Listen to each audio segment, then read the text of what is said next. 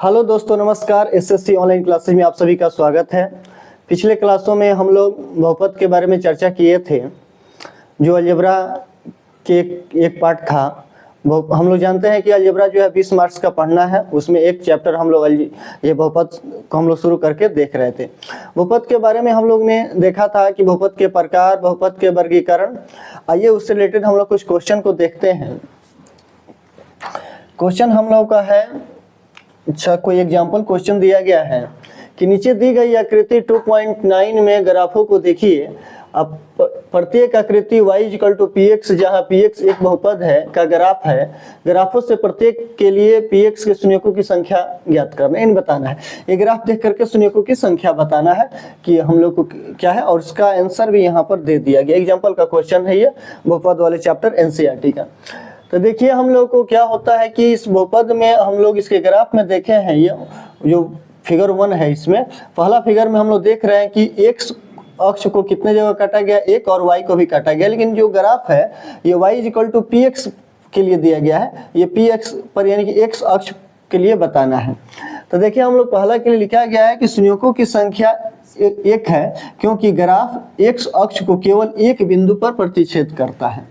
इसका मतलब है कि जो x अक्ष को जो जितने बार को काटेगा, अगर ये x अक्ष हम लोगों का ये हो जा रहा है x, और ये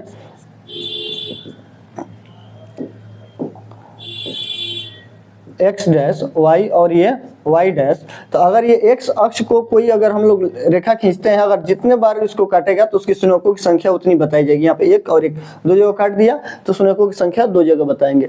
तो हम लोग को पहला फिगर में हम लोग देख रहे हैं कि x अक्ष को केवल एक जगह यहाँ पर काटा गया है, तो इसमें हम लोग को लिख दिया गया शून्यकों की संख्या एक है, क्योंकि ग्राफ x अक्ष को केवल एक बिंदु पर प्रतिच्छेद करता है। दूसरे फिगर में हम लोग देख रहे हैं कि x अक्ष को कितने जगह काटा गया है, एक और दो। इस फिगर के लिए शून्यकों की संख्या कितनी हो जाएगी, हम लोग को शून्यकों की संख्या 2 हो जाएगा। इसके लिए हम लोग देख रहे हैं यहाँ पर लिखा है कि शून्यकों की संख्या 2 है, क्योंकि ग्राफ x अक्ष को 2 बिंदुओं पर प्रतिच्छेद करता है। यहाँ पर हम लोग देख रहे हैं कि एक और एक, ये यहाँ पर x अक्ष को केवल, y अक्ष से मतलब नहीं रख रहे अभी, x अक्ष को केवल ये एक और एक दो जगह हम लोग को काट दिया गया। इसलिए हम लोग फिगर नंबर 2 में जो है शून्यकों की संख्या हम लोग 2 बता दिए। चलिए तीसरे फिगर में हम लोग देख रहे हैं कि शून्यकों की संख्या को बताना है ग्राफ को देख करके। तो हम लोग तो यही देख रहे हैं कि x अक्ष को कोई रेखा जितनी बार काटती रहेगी प्रतिच्छेद करेगी, तो हम लोग उसको समझेंगे कि शून्यकों की संख्या उतनी होगा। तो हम लोग देखिए, अगर x अक्ष को 1, 2 और 3 जगह काटा गया है, तो यहाँ पर बताया गया कि शून्यकों की संख्या 3 है। क्यों इसमें हो जाएगा, क्योंकि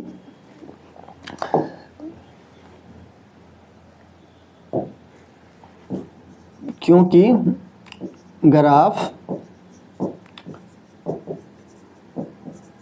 x अक्ष को 3 बिंदुओं पर प्रतिच्छेद करता है। देखिए तीसरे फिगर में 1, 2 और 3 जगह प्रतिच्छेद किया, तो इसको हम लोग शून्यकों की संख्या 3 बता दिए। अब चौथे फिगर में हम लोग देख रहे हैं कि x अक्ष को कितने जगह काटा गया है, एक जगह। तो लिखिए चौथा में हम लोग आंसर बताया गया है शून्यकों की संख्या 1 है, क्योंकि क्या लिखेंगे, क्योंकि ग्राफ x अक्ष को कितने बिंदुओं पर काट रहा है, एक बिंदु पर प्रतिच्छेद कर रहा है, इसलिए इसके शून्यकों की संख्या हम लोग 1 बता देंगे। चलिए पांचवा फिगर में हम लोग देख रहे हैं कि x अक्ष को कितने जगह काटा है, तो केवल एक जगह काटा है, यहाँ पर प्रतिच्छेद किया है, तो लिखे हैं हम लोग शून्यकों की संख्या 1, क्योंकि ग्राफ x अक्ष को केवल एक बिंदु पर प्रतिच्छेद किया हुआ है।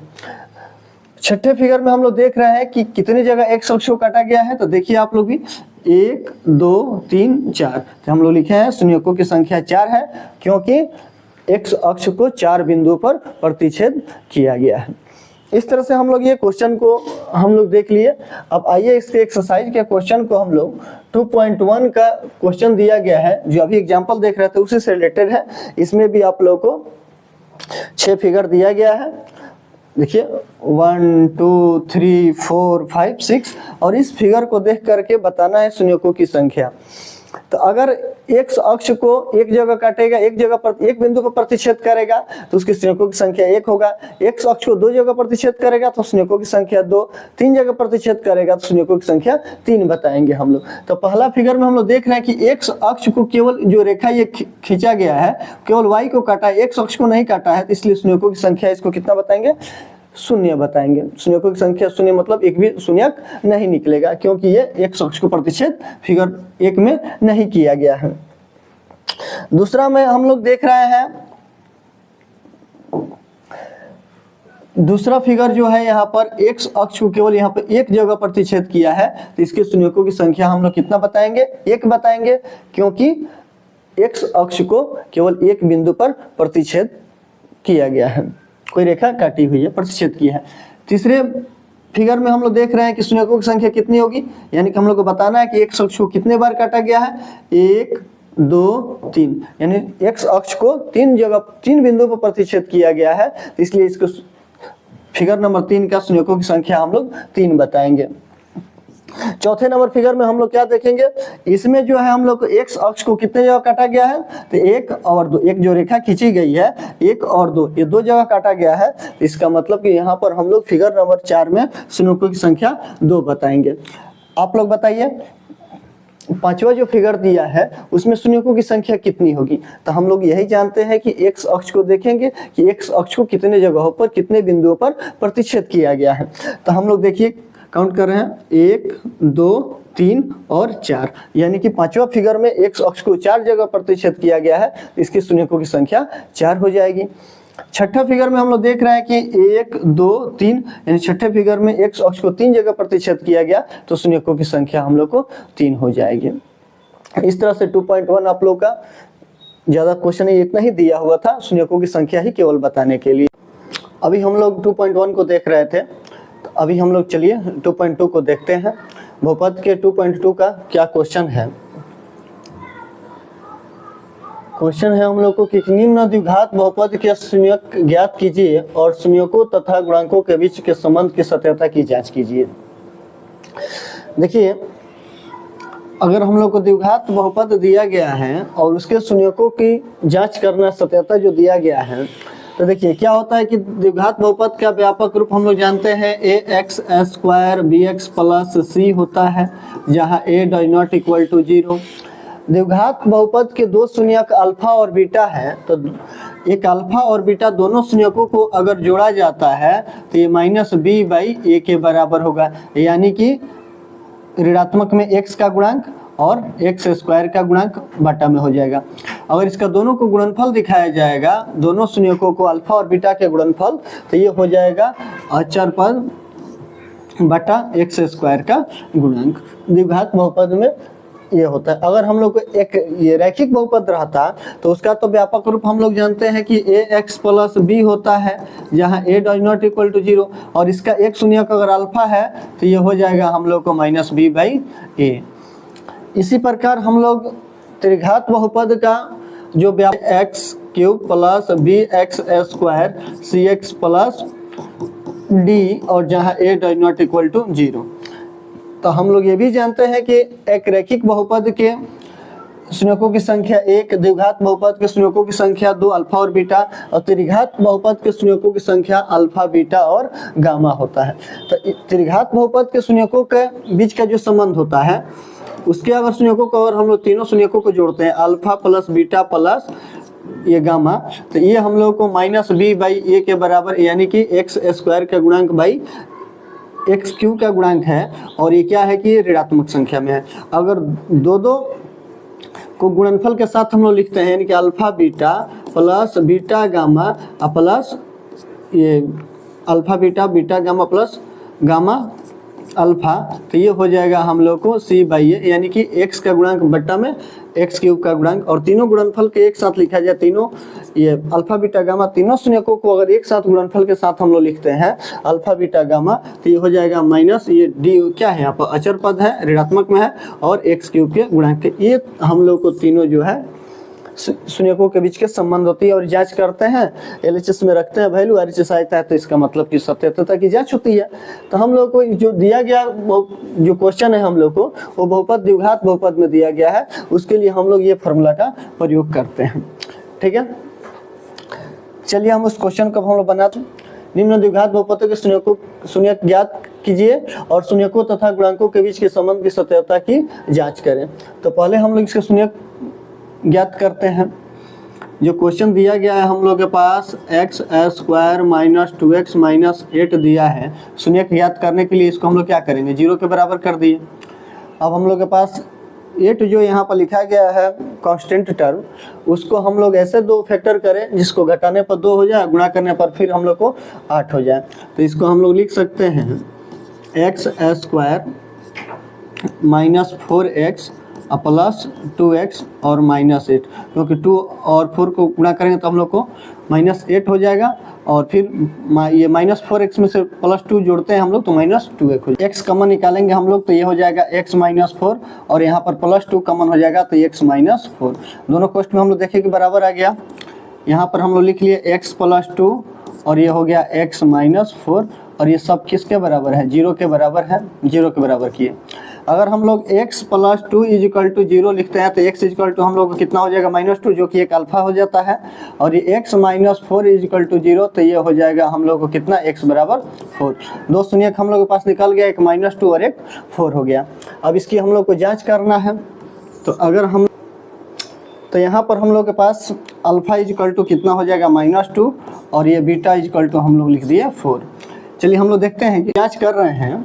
जांच में हम लोग के मान लीजिए कि अल्फा प्लस बीटा = हम लोग के पास होता है -b/a, यानी कि हम लोग इसको हिंदी में लिख दे रहे हैं शून्यकों का योग बराबर क्या होता है, b यहाँ पर क्या है, x का गुणांक है माइनस x का गुणांक और बाई ये क्या है, x² का गुणांक है, यानी कि x² का गुणांक।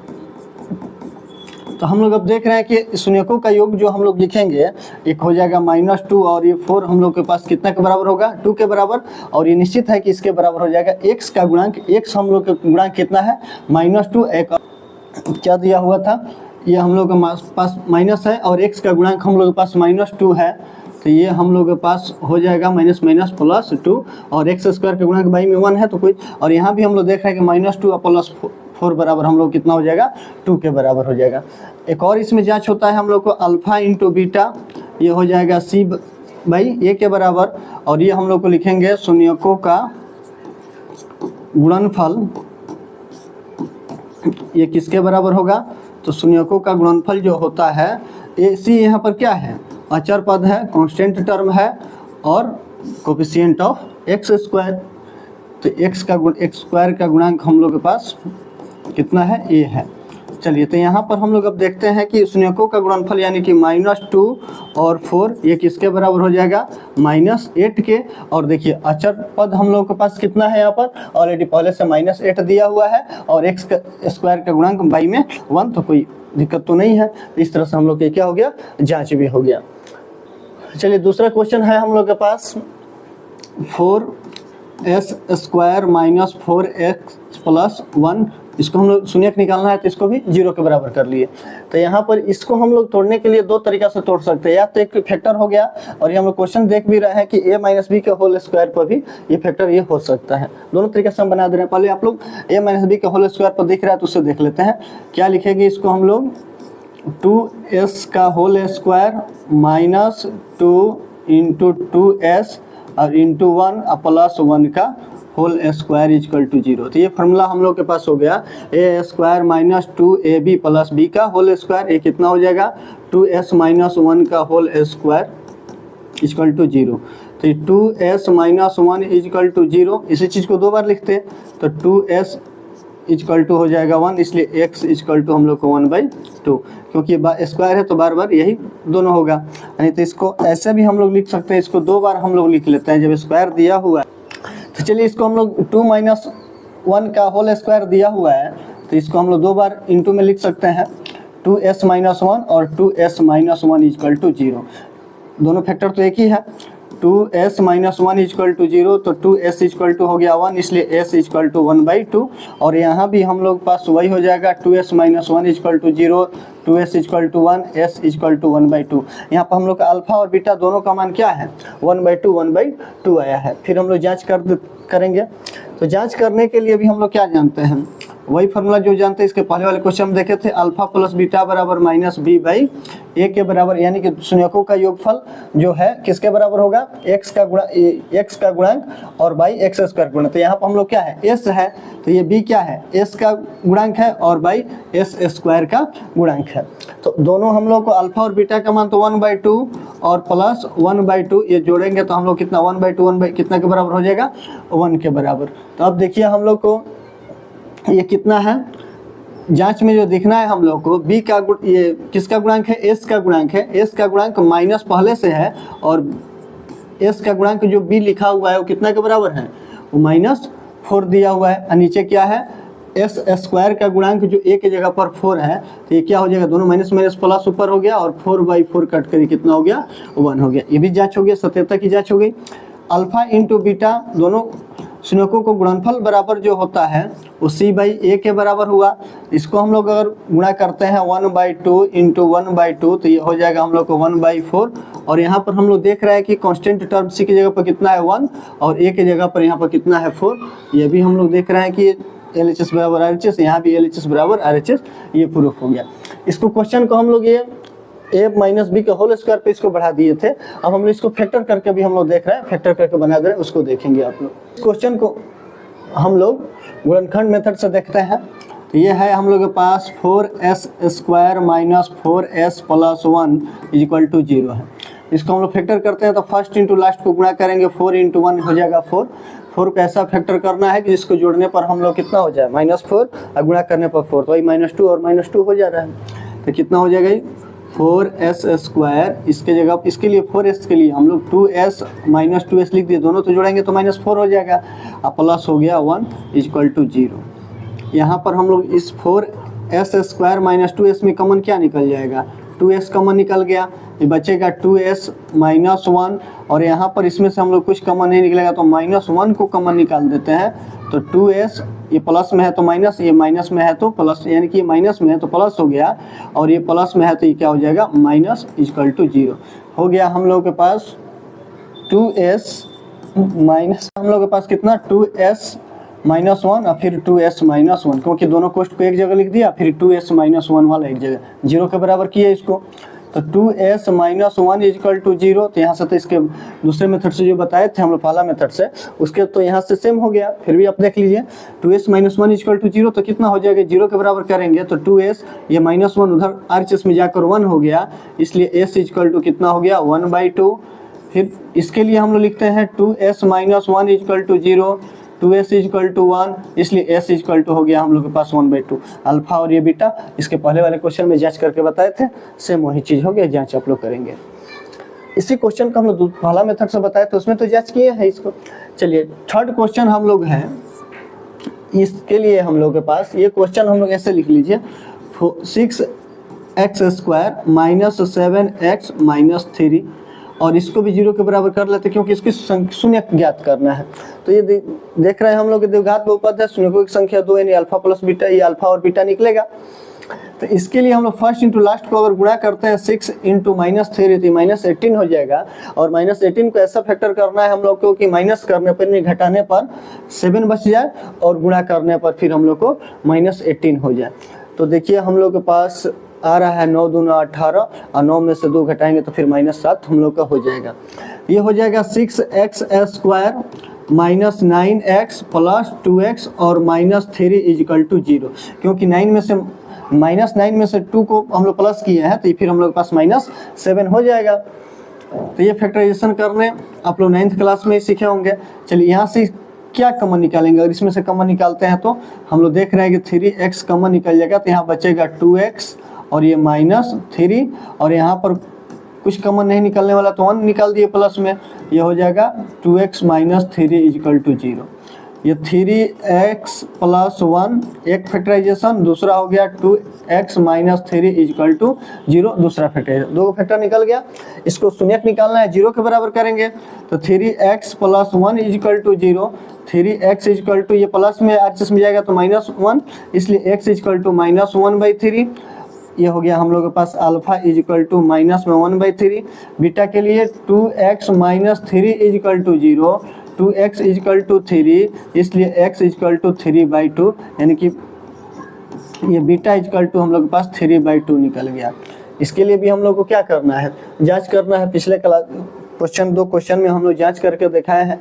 जांच कैसे कर रहे हैं हम लोग, अल्फा प्लस बीटा को जोड़ रहे हैं, यानी कि एक निकल गया -1/3 आप लोग को अल्फा, और दूसरा बीटा निकल गया 3/2। इसको हम लोग क्या करेंगे कि दोनों को जोड़ेंगे, और जोड़ेंगे तो एक हो जाएगा x का गुणांक बाई a, एक्स स्क्वायर का गुणांक, और दूसरा होगा अचर पद यानी कि कांस्टेंट टर्म c जो है c बाई एक्स स्क्वायर का गुणांक हो जाएगा।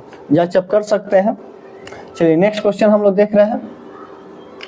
नेक्स्ट क्वेश्चन में हम लोग के पास 4 नंबर में जो क्वेश्चन दिया गया है 4u² जो हम लोग को क्वेश्चन दिया गया है,